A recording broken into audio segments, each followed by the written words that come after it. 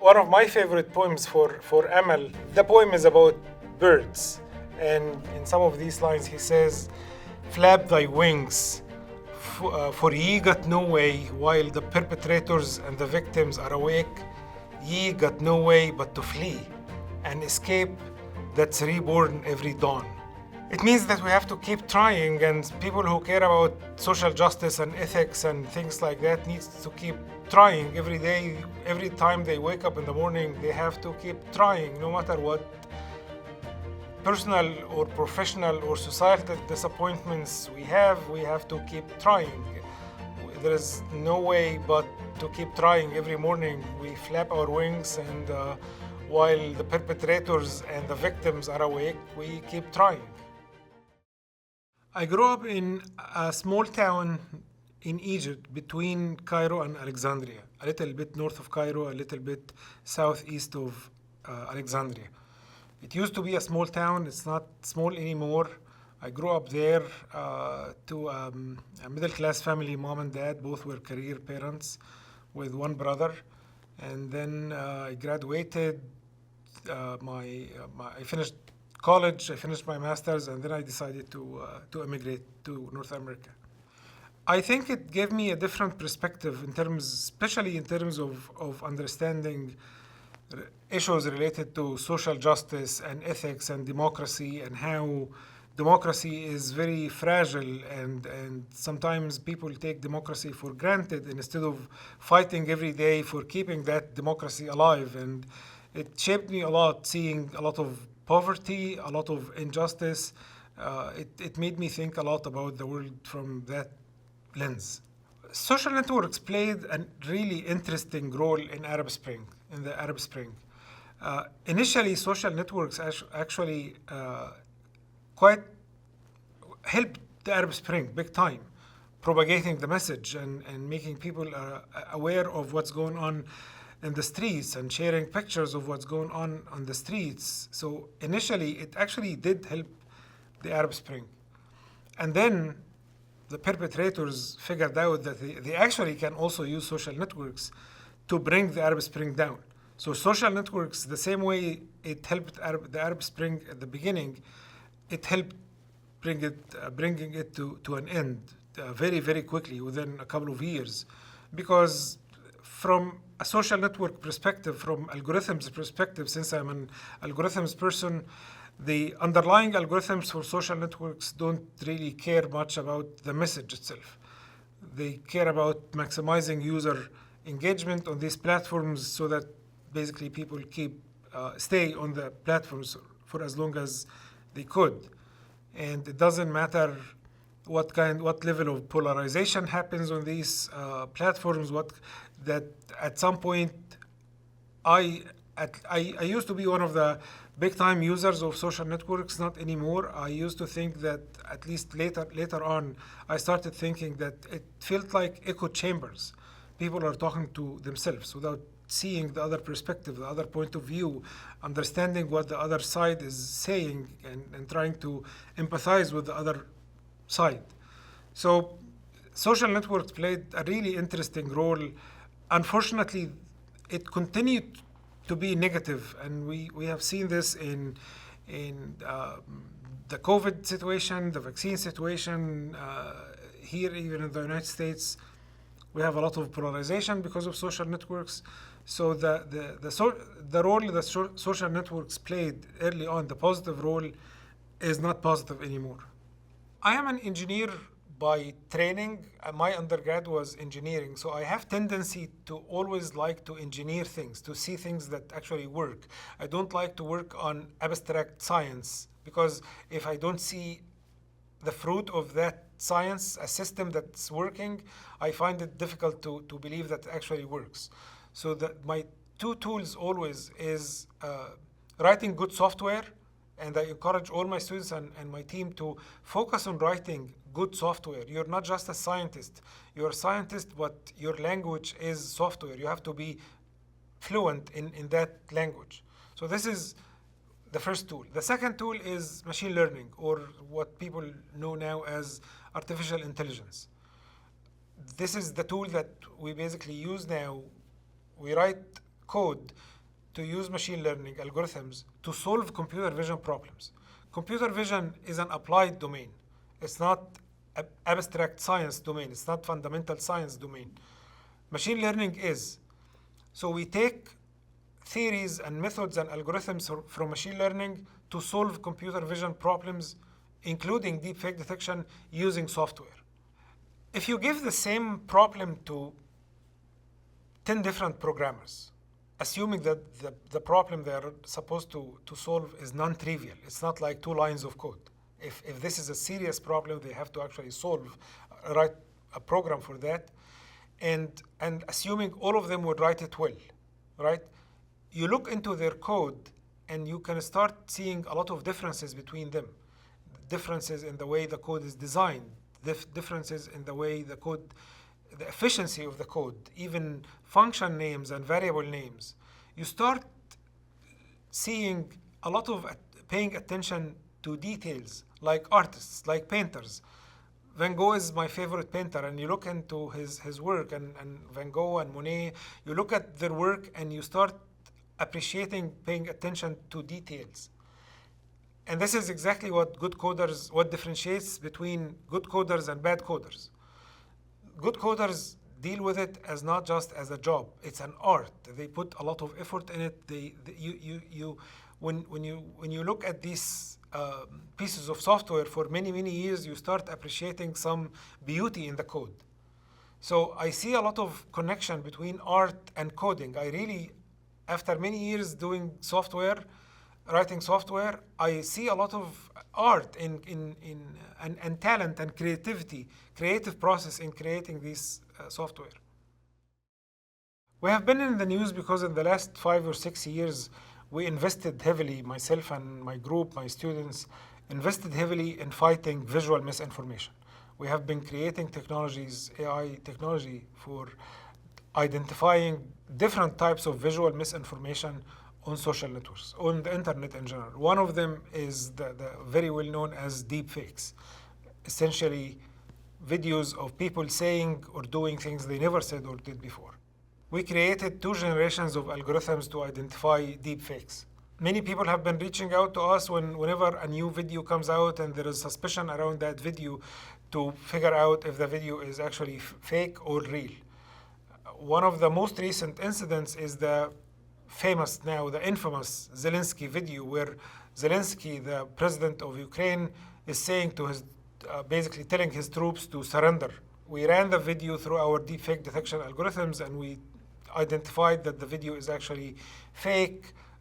We put it on Twitter, and it kind of went viral from that point on, and some news agencies reached out to us to talk about deepfakes, identifying deepfakes, and the dangers of deepfakes on social networks. So deepfakes are fake videos of people saying or doing things they never did or said before, created using deep neural networks, deep artificial intelligence algorithms. This is why they call them deepfakes. So it's a fake video of somebody that's created using a computer, and that somebody never said or did that before. That's why they are extremely dangerous, because as I mentioned to multiple people in the last couple of weeks, the main danger, or there are essentially 2 dangers of deepfakes. Only one deepfake on somebody's computer in the basement is not extremely dangerous.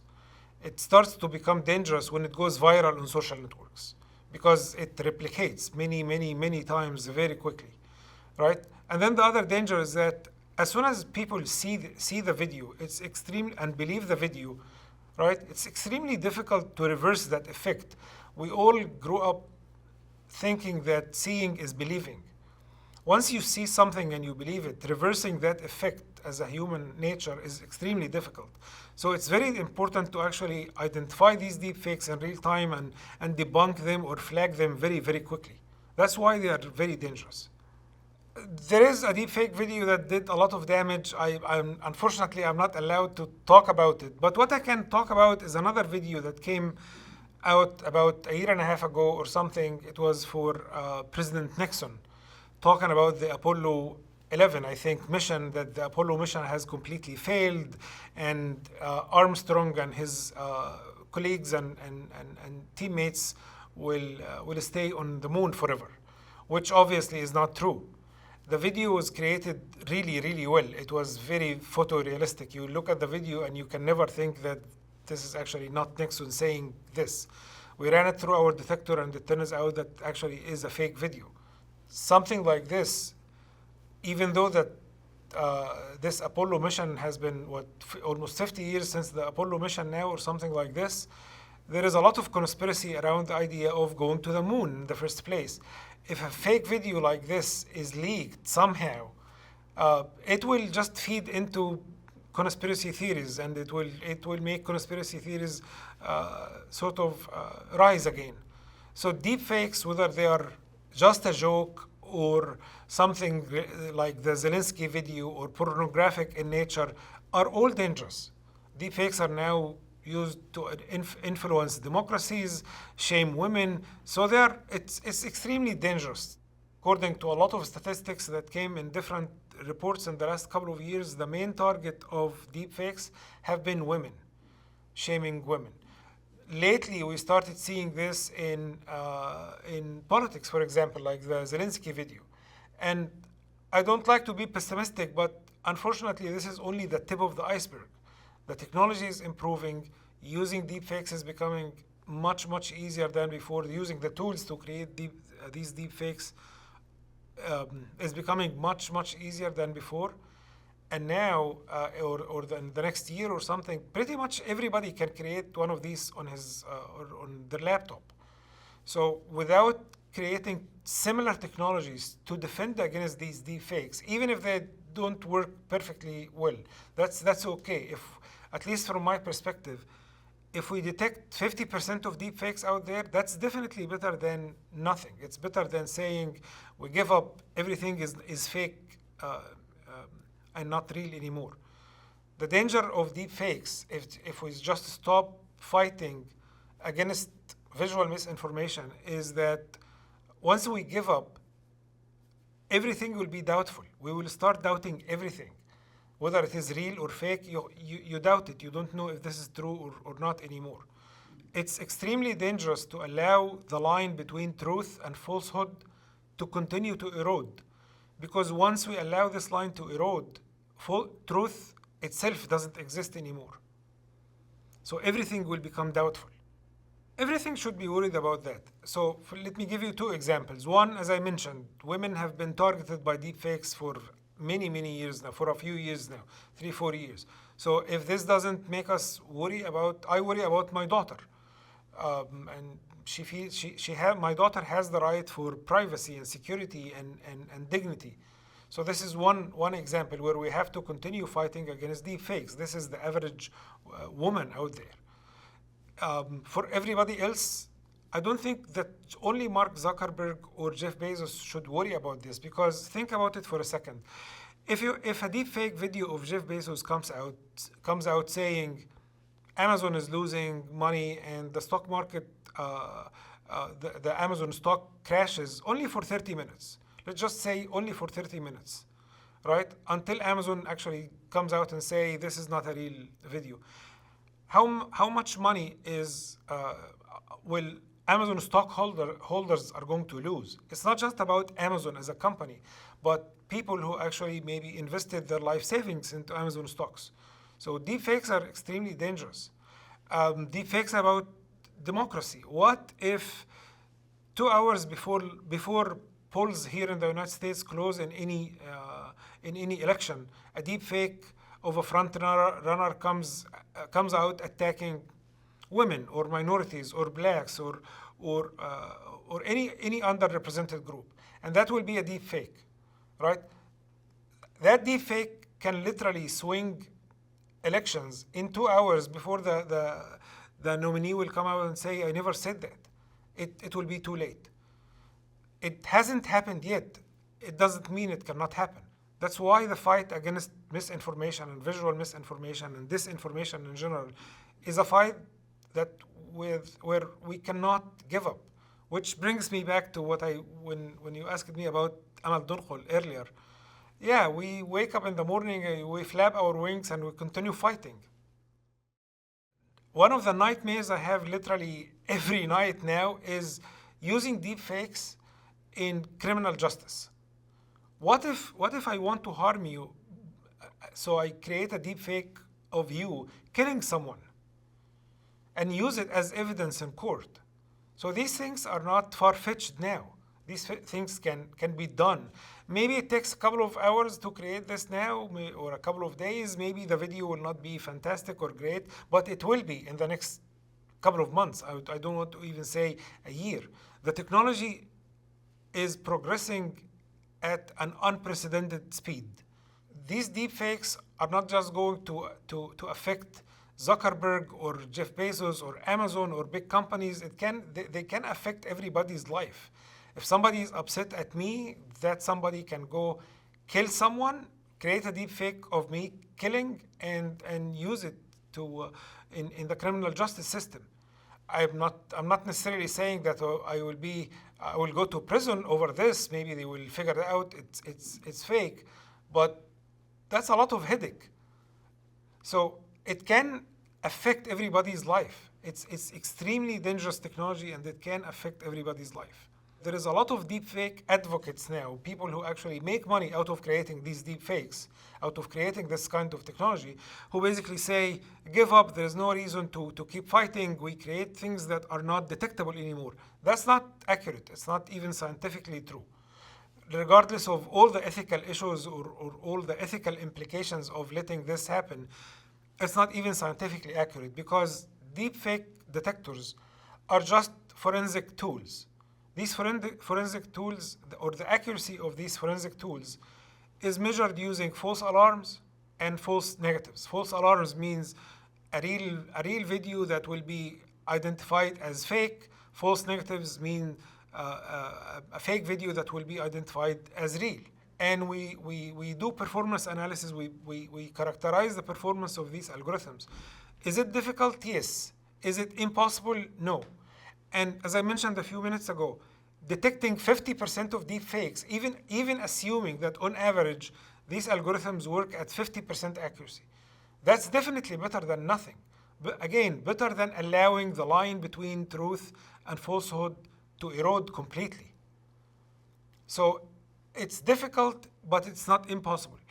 And I keep reminding everyone about the fight between people who create computer viruses and people who create antiviruses.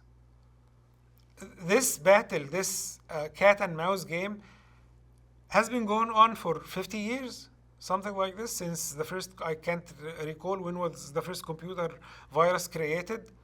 People create computer viruses and people create antiviruses for them. And then it's a cat and mouse game. It's an arms race. I don't see the point of just saying we give up. It's not going to work. We created, as I mentioned, 2 generations of deepfakes, or deepfake detectors. The first generation was 90% accurate, but with the caveat that back then, when we created the first generation, there was only one large-scale benchmark to characterize the performance of these deepfake detectors. So our accuracy on that benchmark was about 96%. We created 2 years ago, or a year and a half ago, we created the second generation, and the accuracy varies depending on the benchmark. All the way from 65, this is the extremely difficult benchmarks, all the way to 98%. So the accuracy varies, and nobody can claim that their deepfake generation method will fool every single deepfake detector out there. One of the good things I see in the community now, in the AI community now, is that there is a lot of awareness. And when we started working on deepfakes, I remember our deepfake detector was pretty much the first or second deepfake detector in the entire community. Now there is at least 4 or 5 deepfake detection algorithms out there, at least in the literature. Maybe they don't create systems out of it. Maybe what continues to give us an advantage in that domain is that we actually have an end-to-end system with which we can investigate videos really quickly, like the Zelensky video. But at least there is awareness in the artificial intelligence community, and people continue to create algorithms that fight these deepfakes. And they actually work. They actually work reasonably well. So a few years ago, a doctor from the Children's Hospital of Los Angeles contacted me, and she's an expert in a children's condition called congenital adrenal hyperplasia. Congenital adrenal hyperplasia is a hormonal disorder that actually happens during pregnancy, and people with that condition live their entire life with that condition. And the condition, congenital adrenal hyperplasia, or CAH, has severe life-threatening side effects for the rest of their lives, basically. So when she spoke with me, she told me she thinks that there is a correlation between the condition and the facial morphology of the children.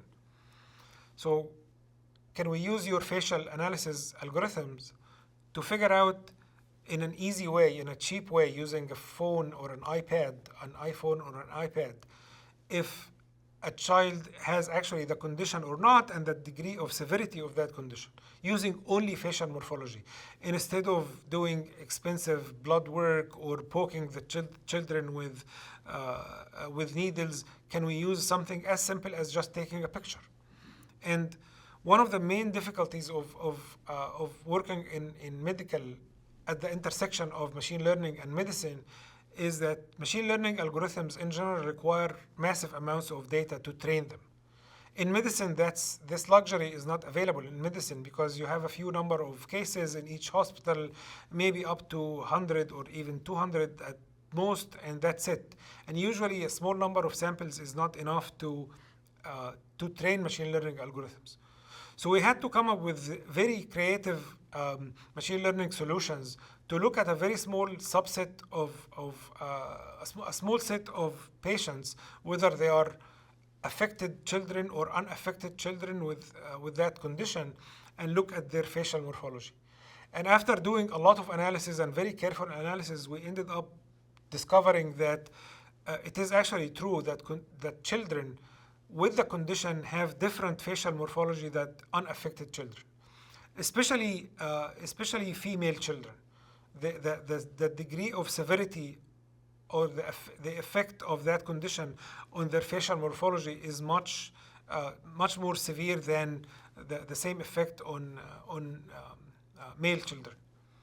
So that actually is one of the projects where you asked me about working for the CIA before. This is something I cannot do for the CIA. It was actually a dream came true to me when we got the results and we published a good paper basically with our results.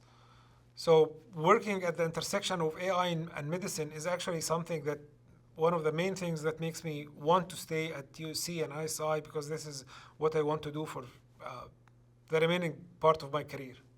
Medical imaging is extremely expensive. Blood work is extremely expensive. And there are many diseases that show some effect on whether, there are many diseases that have visual side effects, whether these visual side effects have to do with facial morphology, skin cancer, things like that. So far, the technology has been, or basically the de facto standard is that the patient has to go to the clinic, you have to do a lot of blood work or different types of scans, which is extremely expensive. I genuinely think that the future will be, you take a picture for yourself at home and you upload it on an app to your provider. I'm not necessarily saying that AI will automatically diagnose you, but AI at least can help the provider, the doctor, saying, pay attention to this, or the AI will tell the doctor, I think this person might have some form of skin cancer. Do you want to look at it? So I am not at a point where I think AI will replace physicians. But I really think AI can work with physicians to improve the quality of life of patients. So AI can start looking into skin images and facial images and suggest to providers, to doctors, that this person might have something. You might pay attention. You might want to pay attention to that. And we keep a cooperative relationship between doctors and AI to improve the quality of life of patients. I consider myself an optimist. I wake up in the morning, every day in the morning, again, repeating the same poetry line to myself and say, this is a new day, and you have to keep fighting for whatever you believe in. Having a nightmare or worrying about eroding the line between truth and falsehood does not mean I'm a pessimist. It means that these things motivate me to wake up every day and fight for what I really believe in, whether it is using AI to improve the quality of life of kids affected with a children's condition, or using AI for social justice, or defending against deepfakes. My nightmares and worries does not necessarily mean I'm a pessimist. I use them as fuel to motivate me to wake up every morning defending for what I believe is what we have to fight for. And even when I created my new group early this year, part of our mission and vision for the whole group, and I made sure that every single person in the whole group agrees on this, is that we will never use AI to create algorithms or systems or methods that can harm people. We will always use AI to improve the quality of people, to improve the security of people. Even in the last 6 years, we have been creating a lot of technology in biometrics. And we use it to improve the security of biometric systems. We want to make sure that when you go nobody can steal your picture and go to the airport and do a crime and use your name, because he was just able to steal your picture from USC website, create a high definition 3D mask, and go commit a crime and blame it on you. So for the last 6 years, we have been creating what I like to call ethical AI technology to improve the security of biometric systems. So this is what drives me every day. I wake up every day with this list of worries, if you will, about deepfakes or children or medicine, thinking that this should fuel us as AI researchers to improve the quality of life of human beings, one day at a time. I'm not going to solve all world's problems in one day, but we can tackle a few of these problems where we have passion and interest to solve these problems one day at a time. Computer engineers, computer scientists are not trained to empathize, and that's not a good thing. We are trained to understand algorithms. We're trained to write code. We believe in numbers and equations. And from a personal experience with psychology over the last 4 or 5 years, I think not everything in life can be described by numbers and equations. There's a lot of dimensions in life that cannot be characterized by simply writing a piece of code or writing an equation or coming up with numbers. There is a lot of issues that have to do with social justice or bias or the way minorities feel that cannot be characterized by numbers. Computer scientists need to understand not just about psychology or social aspects or society. I really think computer scientists and engineers and AI scientists need to understand a whole lot more about history and maybe even art and have a different dimension to their thinking. We need to be able to see in people what we cannot write in a piece of code.